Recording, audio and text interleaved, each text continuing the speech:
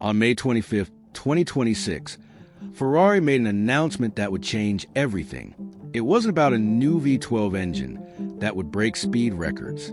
It wasn't about a supercar that would accelerate from 0 to 100 kilometers per hour in 2 seconds. It wasn't about exclusivity or luxury.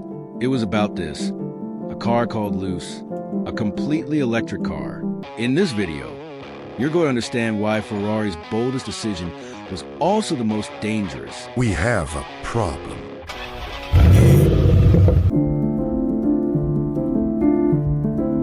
You're going to see how a brand that spent 80 years building an identity was able to destroy all of it in minutes. And more importantly, you're going to discover whether this was a suicidal decision or the smartest move Ferrari has ever made. Because the answer is not what you expect. Fully electric, without a single combustion cylinder, without that iconic sound that has defined the brand for 80 years. And the most impressive part? Ferrari knew exactly what was going to happen. It knew that fans would revolt. It knew that stock prices would plummet on the stock exchange. It knew that investors would panic and sell. It knew that critics would call it betrayal. And yet, it did it anyway. When Ferrari revealed the Luce in Rome, social media exploded, not with admiration, with pure shock. Within hours, Ferrari stock fell more than 8% on the Milan Stock Exchange. Billions of dollars evaporated in minutes. Fans who had waited decades for an electric Ferrari saw their dreams turn into a nightmare because the Luce wasn't what they wanted. It was the opposite of what they wanted. But here's the question nobody is asking. How did Ferrari not see this coming? How could a company with 80 years of history, with experienced executives, with world-class consultants not predict this reaction? The answer is simple. It did see it. It predicted everything, and it chose to ignore it because something bigger was at stake, something that nobody was understanding, something that Ferrari knew it had to do, even if it cost billions in the short term. To understand why Ferrari made this seemingly suicidal decision, we need to go back 80 years. Because this story didn't start in 2026. It started much earlier. It started with a man obsessed with speed and a vision that would change the world of cars forever. Enzo Ferrari had an obsession that consumed every minute of his life. It wasn't money. It wasn't fame. It wasn't social recognition. It was pure speed, extreme speed, speed that defied the limits of what was possible. In 1947, he created the 125S, a car so fast, so radical, so different from everything that existed at that time, that it forever changed what people understood by sports car. It wasn't a luxury car for rich people. It was a war machine. It was pure engineering. It was obsession materialized in metal and fuel. And for 80 years, Ferrari built its entire identity around one simple thing: sound, speed, and exclusivity. Not just any sound. The sound of a V12 engine accelerated to the maximum, not just any speed. The speed that made your heart beat faster, not just any exclusivity. The exclusivity that meant you were part of clubs so restricted that money alone wasn't enough to enter. Ferrari never competed on volume. While Porsche sold thousands of cars per year, Ferrari sold hundreds. While Lamborghini aggressively pursued new customers, Ferrari created legends. Each Ferrari was an event. Each launch was a ceremony. Each owner was part of clubs so exclusive that money alone wasn't sufficient. You needed history. You needed pedigree. You needed respect. You needed a reason why you deserved to be in that circle. Between 1990 and 2020, Ferrari grew consistently, not explosively, consistently, because the brand understood something that most companies never learn. Scarcity creates desire. The fewer cars you make, the more people want them. The more exclusive you are, the more valuable you become. The more you say no, the more people beg for yes. In 2019, Ferrari launched the SF90 Straight Ale, a plug-in hybrid with 1,000 horsepower. It accelerated from 0 to 100 kilometers per hour in 2.5 seconds. Top speed, 340 kilometers per hour. But here's the important detail. It still had a V12 engine. It still made that iconic sound that defined the brand. It was still Ferrari in the purest sense. Fans loved it. Investors loved it. The brand was at its absolute peak.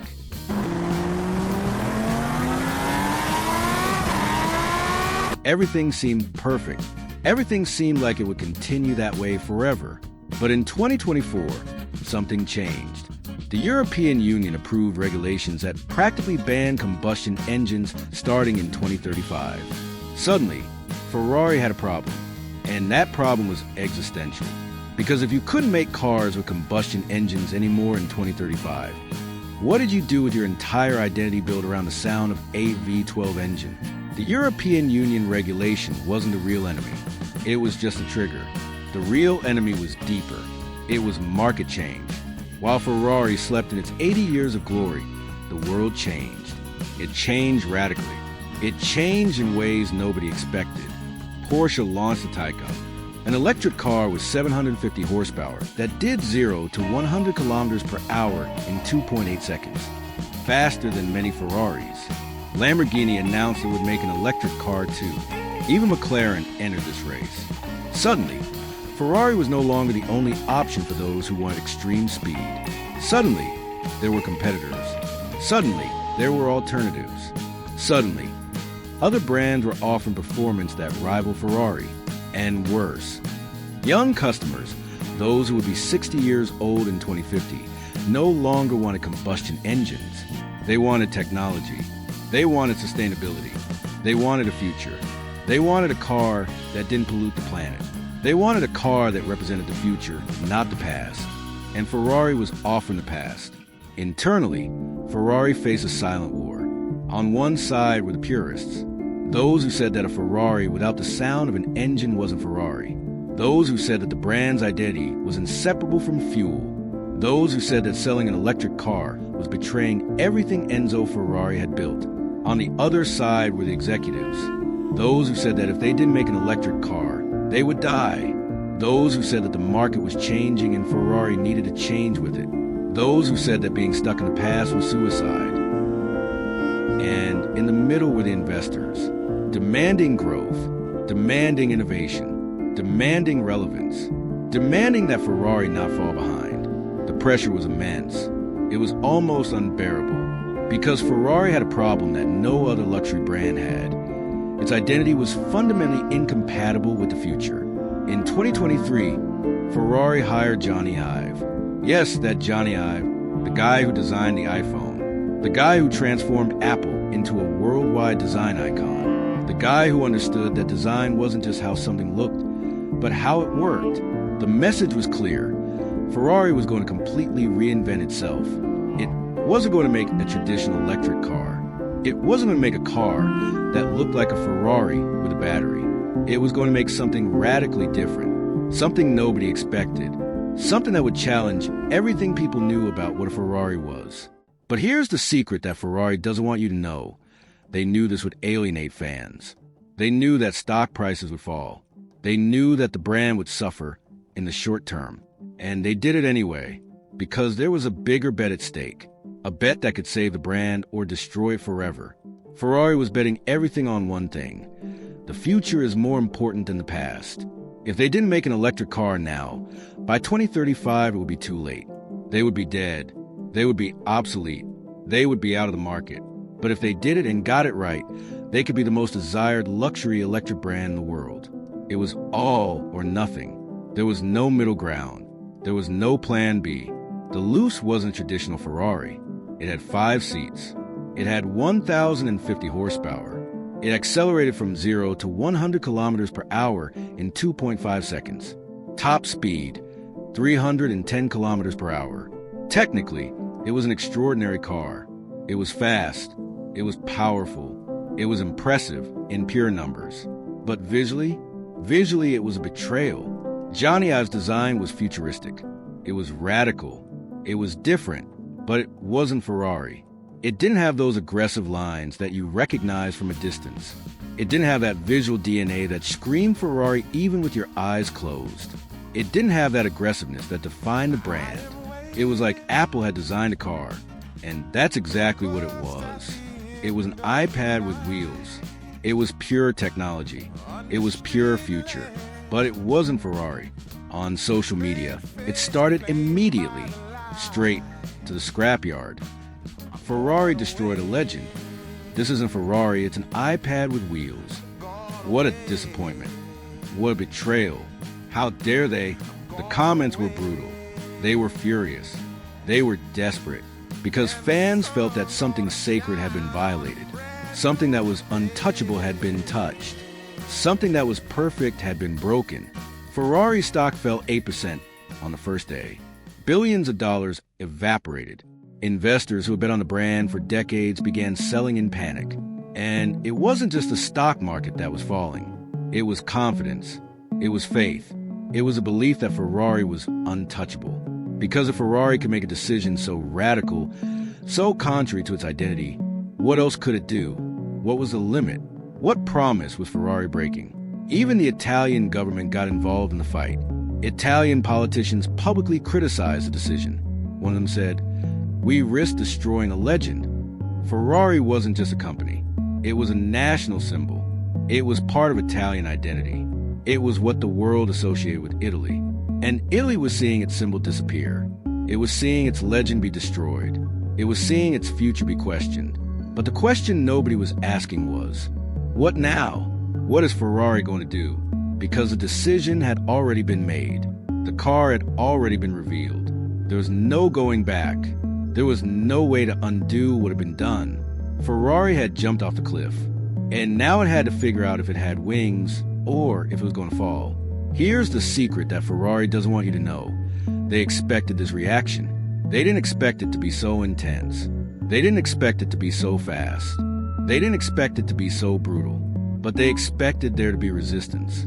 They expected there to be rejection. Because Ferrari was making a long-term bet. It wasn't about 2026. It wasn't about the year the Luce was launched. It was about 2035, 2040, 2050. It was about the distant future. It was about generations that hadn't even been born yet. While fans screamed on social media, while investors sold in panic, while the Italian government criticized, Ferrari was doing something different. It was segmenting the market. The Luce wasn't for traditional fans. It wasn't for those who wanted a Ferrari like their parents wanted. It was for a new generation, for people who wanted a Ferrari, but didn't want a car that made noise. Who didn't want a car that polluted the planet? Who wanted technology? Who wanted sustainability? Who wanted to be on the right side of history? People like you, perhaps. People who grew up with smartphones. People who understand that the future is electric. People who don't see a contradiction between luxury and sustainability. People who want a car that is fast, beautiful, and responsible to the planet. Between 2020 and 2025, the luxury electric car market grew 340%. Not 34%, 340%. And most buyers were under 45 years old. Most were young. Most were educated. Most had purchasing power. And most didn't want a car with a combustion engine. Ferrari was betting that in 5 years, public opinion would change. That people would understand that an electric car could be a Ferrari. That technology could be part of the identity. That the future could be as iconic as the past. But for that to happen, they needed to suffer now. They needed to be the first. They needed to be the most radical. They needed to be the ones who risked everything. Because being first always costs. It always hurts. It always means you're going to be criticized, rejected, questioned. 3 days after the launch, Ferrari did something that few noticed. It presented the Luce to Pope Leo XIV. It wasn't an accident. It wasn't a coincidence. It was pure strategy. Ferrari was saying, this isn't just a car. It's a symbol of change, of sustainability, of responsibility, of a better future. It was transforming the narrative, from betrayal to leadership, from death to rebirth, from past to future. But the truth is that nobody knows if Ferrari's bet will pay off, because the future hasn't been written yet. And the next decision Ferrari makes could be the one that saves a brand, or the one that destroys it forever. Because when you bet everything, you have no margin for error. You have no plan B. You only have hope that you got it right. Let's go back to the question we asked at the beginning. How did Ferrari not see this coming? The answer is now clear. It did see it. It predicted everything. It knew exactly what was going to happen, and it chose to do it anyway. Because Ferrari understood something that most companies never learn. Sometimes you need to destroy your past to have a future. Sometimes you need to break everything you built to build something better.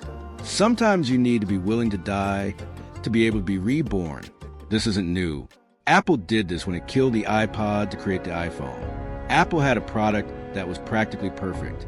It was the best music player in the world. It had billions in revenue. It had devoted fans. And Steve Jobs killed it. Simply killed it. Because he knew that the future wasn't music players. It was smartphones. And if Apple didn't kill the iPod, someone else would. And Apple would die with it. Nokia invented the digital camera and then ignored it. Nokia had the technology. It had the resources.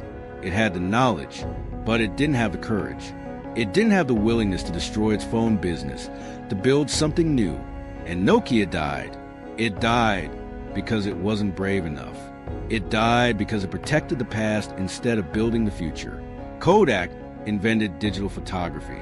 Kodak, the company that dominated the photography market. Kodak invented the technology that would destroy Kodak. And Kodak ignored it. Kodak said that people still wanted film. Kodak said that digital photography was a fad. Kodak protected its past. And Kodak died. It died because it wasn't brave enough. The history of business is full of companies that had to choose between protecting the past or building the future. And most chose wrong. Most chose to protect the past. And most died. Ferrari is taking a gigantic risk. Because if the Luce fails, the entire brand could disappear. It could become history. It could become a museum. It could become a symbol of what was not what is. But if the Luce succeeds, Ferrari could be the most relevant luxury brand of the 21st century. It could be the brand that led the transition. It could be the brand that understood the future before everyone else. There's no middle ground. There's no plan B. There's no going back. It's all or nothing. And that's exactly why this decision was so brave and so dangerous. Ferrari's story teaches us something important. Identity is not immutable. Identity is not fixed. Identity is not a contract you sign once and follow forever. Ferrari didn't die when it made an electric car because Ferrari was never about the engine. It was always about excellence. It was always about performance. It was always about innovation. It was always about being ahead. The engine was just the means, not the end. And when you understand that, you understand that Ferrari can be electric and still be Ferrari, because Ferrari is a state of mind, not a type of fuel. Today, in 2026, nobody knows if Ferrari will survive this decision. Fans are still furious. Investors are still nervous. Stock prices are still falling. But in 5 years, when the 30-year-old generation is buying luxury cars and 80% of them are electric, Ferrari might be laughing last because it was first, because it was the most radical, because it was the one that risked everything, because it was the one that understood that the future wasn't optional. It was inevitable. The question you need to ask yourself now is, what is your Ferrari?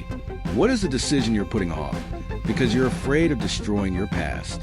What is the innovation you're ignoring because it's easier to do what you've always done? What is the risk you should be taking but aren't? Because Ferrari's story isn't about a car. It's about courage. It's about risk. It's about being willing to destroy everything you built to build something better. And that's a lesson that applies to companies, to brands, to you, to your life. If this story made you think, leave a like. If you want to see more stories like this, subscribe to the channel and leave a comment. Do you think Ferrari is going to make it? Because this story is still being written, and you can be part of it. Thank you for watching. Until the next episode.